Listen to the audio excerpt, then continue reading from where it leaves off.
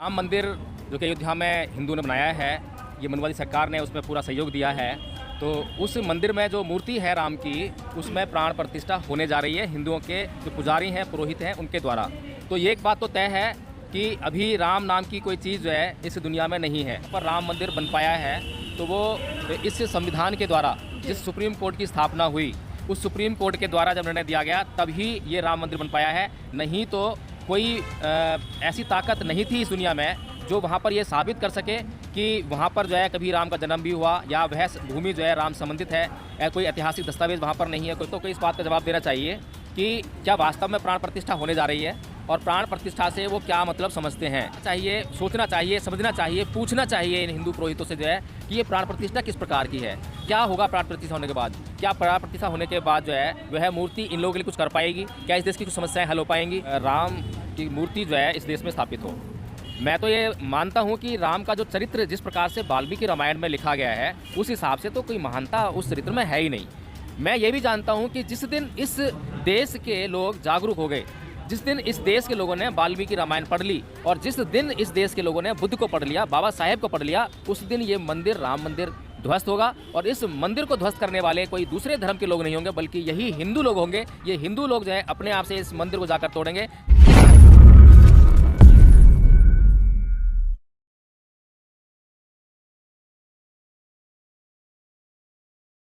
नमस्कार, आप देख रहे हैं बहुजन मीडिया।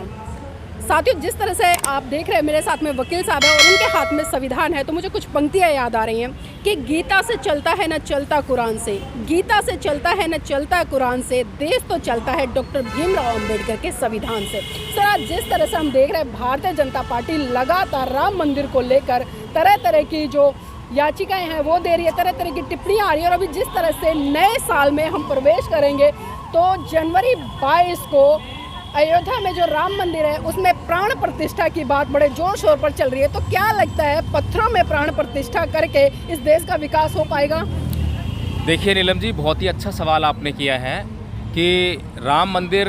जो कि अयोध्या में हिंदू ने बनाया है,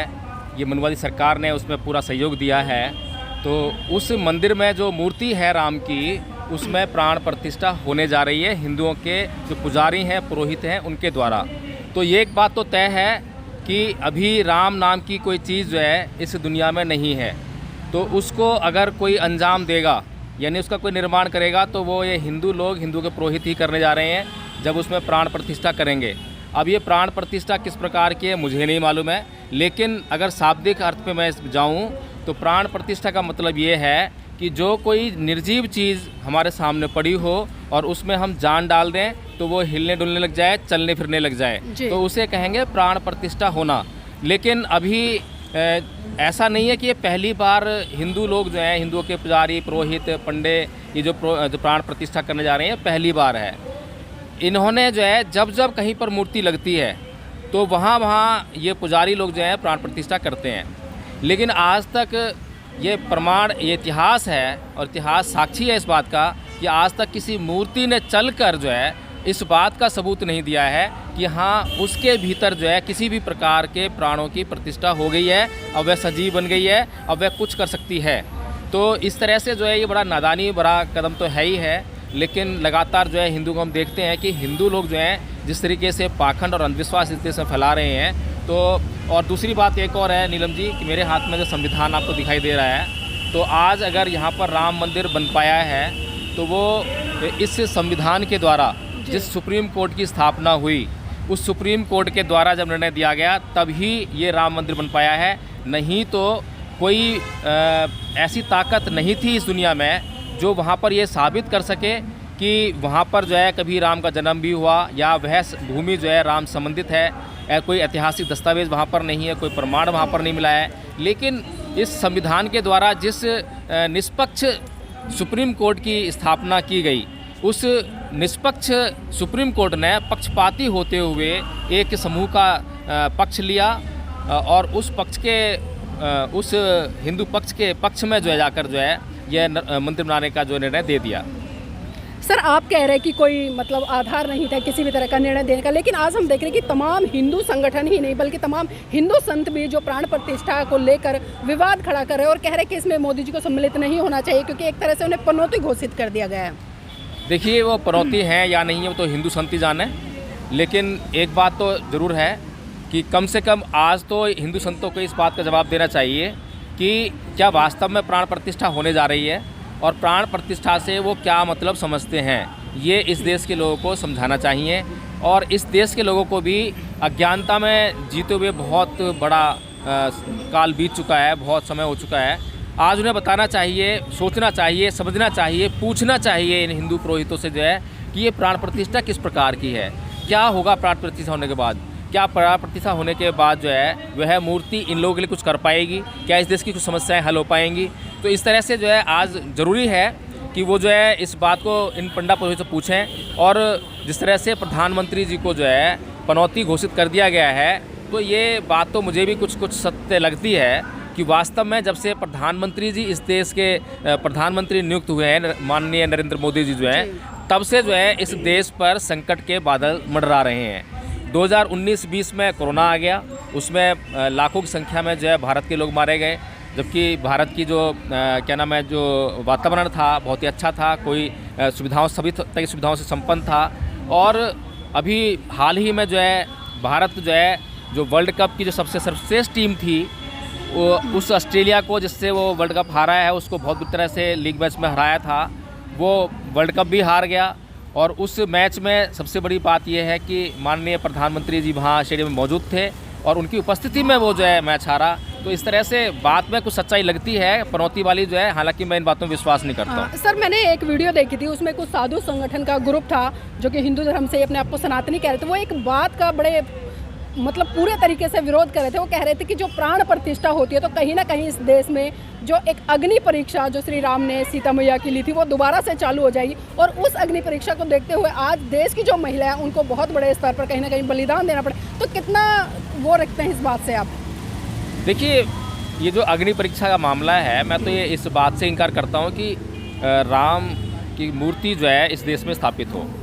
मैं तो ये मानता हूँ कि राम का जो चरित्र जिस प्रकार से वाल्मीकि रामायण में लिखा गया है उस हिसाब से तो कोई महानता उस चरित्र में है ही नहीं। मैं ये भी जानता हूँ कि जिस दिन इस देश के लोग जागरूक हो गए, जिस दिन इस देश के लोगों ने वाल्मीकि रामायण पढ़ ली और जिस दिन इस देश के लोगों ने बुद्ध को पढ़ लिया, बाबा साहेब को पढ़ लिया, उस दिन ये मंदिर, राम मंदिर ध्वस्त होगा। और इस मंदिर को ध्वस्त करने वाले कोई दूसरे धर्म के लोग नहीं होंगे बल्कि यही हिंदू लोग होंगे। ये हिंदू लोग जो है अपने आप से इस मंदिर को जाकर तोड़ेंगे जब ये जान जाएंगे कि इसके पीछे सिर्फ उनका अंधविश्वास है, पाखंड है, इसके अलावा कुछ नहीं है। तो ये बात बिल्कुल निश्चित है कि हिंदुओं का जो ये पाखंड है राम की मूर्ति में प्राण प्रतिष्ठा करने का जो है पाखंड और अंधविश्वास के अलावा कुछ नहीं है। ये राम मंदिर टूटेगा, ज़रूर टूटेगा। और मेरी ऐसी मंशा नहीं है, किसी के खिलाफ कोई द्वेष नहीं है, लेकिन सच्चाई को जो है आप कब तक छुपाएंगे। जो भारत का सच्चा इतिहास है, अयोध्या का संबंध जो है बुद्ध से है, राम से या हिंदुओं से नहीं है। और मथुरा में आप जाकर देख लीजिए, मथुरा का जो संग्रहालय आप वहाँ जाइए, वहाँ पर जो है एक मूर्ति जो है जिस बात के लिए मथुरा वृंदावन जाना जाता है कृष्ण के लिए, कृष्ण की तो एक मूर्ति नहीं मिली है खुदाई में। वहाँ सारी मूर्ति जो है भगवान बुद्ध की मिली है। पूरी दुनिया में जो है आप कहीं भी चले जाइए, अगर भारत को जाना जाता है तो बुद्ध के नाम जाना जाता है। भारत के अंदर कहीं भी अगर पुरानी खुदाई होती है तो उसमें जो है केवल और केवल बुद्ध की मूर्ति मिलती है। आज तक जो है राम, कृष्ण या हिंदुओं के किसी देवी देवता की कोई मूर्ति जो है प्राचीन अस्तित्व में नहीं मिली है। सर आखिरी सवाल लेना चाहूँगी, जिस तरह से अगर हम बात करें सरकारों की, आज़ादी के बाद कोई भी सरकार देश की सत्ता पर काबिज हुई, उसका काम है शिक्षा पर काम करना, स्वास्थ्य पर काम करना और जो देश की जनता है उसके लिए यथासंभव जो हो सके उचित व्यवस्था स्थापित करके उसका निर्माण करना। लेकिन हम देख रहे हैं 2014 से जब से भारतीय जनता पार्टी सरकार में केंद्र में पूर्ण बहुमत के साथ में, वो लगातार मंदिरों पर बहुत ज़्यादा जोर दे रही है। और अभी जिस तरह से जितने बड़े स्तर पर दान की बात करें हम, या जिस तरह से राम मंदिर को लेकर हम बात करें, जिस तरह से इसके प्रचार की बात करें, जिस तरह से दीपक जलाने की बात करें, तो क्या ऐसी बात है जो कि शिक्षा में नहीं है, स्वास्थ्य में नहीं है, लोगों की सुविधाओं में नहीं है, जो राम मंदिर में है? देखिए, ये देश जो है आलसी और निखट्टू किस्म के लोगों का देश है और इस देश में चमत्कार पर विश्वास करने वाले लोगों की बहुतायत है, बहुत ज़्यादा मात्रा है। और इस देश के लोगों को जो है जो धर्म की जो अफीम है वो चटा दी गई है, और उसको चटाने के बाद इस देश के लोग जो हैं अंधे हो गए हैं, अंधविश्वासी हो गए हैं। कार्ल मार्क्स ने इस मामले में बिल्कुल ठीक ही कहा था कि धर्म जो है अफीम का नशा है, और ये अफीम का नशा जो सूंघ लेता है उसके बाद उसे कुछ सुनाई नहीं पड़ता, कुछ दिखाई नहीं पड़ता, जो सुंघा दिया है बस उसका गुणगान करता रहता है। तो इस देश में जो मनुवादी सरकारें हैं, मनुवादी पार्टियां हैं, मनुवादी लोग हैं, अच्छी तरह जानते हैं कि धर्म का नशा कितना भयंकर है, इसीलिए लगातार वो धर्म की बात करते हैं, वो विकास की बात नहीं करते हैं। जिन लोगों को चमत्कारों में विश्वास करने की आदत होगी, अभी धीरेन्द्र शास्त्री के जो चमत्कार है उनको काफ़ी उकेरने का काम किया, जांच करने की कोशिश की, और हर बार जांच में वो फेल पाया गया, लेकिन उसके बाद भी उसके भक्तों की संख्या कम नहीं हो रही है, उसके अंध भक्तों की संख्या जो है लगातार बढ़ती जा रही है। कारण यही है कि इस देश के लोग जो है अपने कर्म में विश्वास नहीं करते हैं, इस देश के लोग जो है चमत्कारों में विश्वास करते हैं, इस देश के लोग जो है मंदिर में जाते हैं, पूजा करते हैं, अर्चना करते हैं, आरती करते हैं, और वहाँ जाकर मूर्ति से कुछ अपने लिए मांगते हैं। जो कुछ मांगते हैं उसको अपने कर्म द्वारा वे ये जानते हैं या मानते हैं कि अपने कर्म द्वारा उसको प्राप्त नहीं कर सकते हैं। जैसे कि किसी को हवाई जहाज में यात्रा करनी है, तो उनका मानना है कि भैया मैं जो है कभी भी कमाई करके हवाई यात्रा नहीं कर सकता, महल नहीं बना सकता, बड़ी गाड़ी नहीं ले सकता, इसीलिए वो मूर्ति के पास जाकर जो है वो ये याचना वगैरह करते हैं। अगर वहीं पर अगर बुद्ध की शिक्षाओं का प्रचार प्रसार होने लग जाए तो ये मूर्तियाँ सब हट जाएंगी, पाखंडवाद जो है दूर हो जाएगा, अंधविश्वास दूर हो जाएगा, और लोग जो है अपनी शक्ति में विश्वास करने लग जाएंगे, लोग जो है अपने से कर्म करने लग जाएंगे। जिन लोगों को जो भी चाहिए इस संसार में, इस जीवन में जो है वो सब उनको हासिल हो जाएगा, कर्म के द्वारा होगा। निखट्टूपन और आलसीपन से जो है वो उनको हासिल होने वाला नहीं है।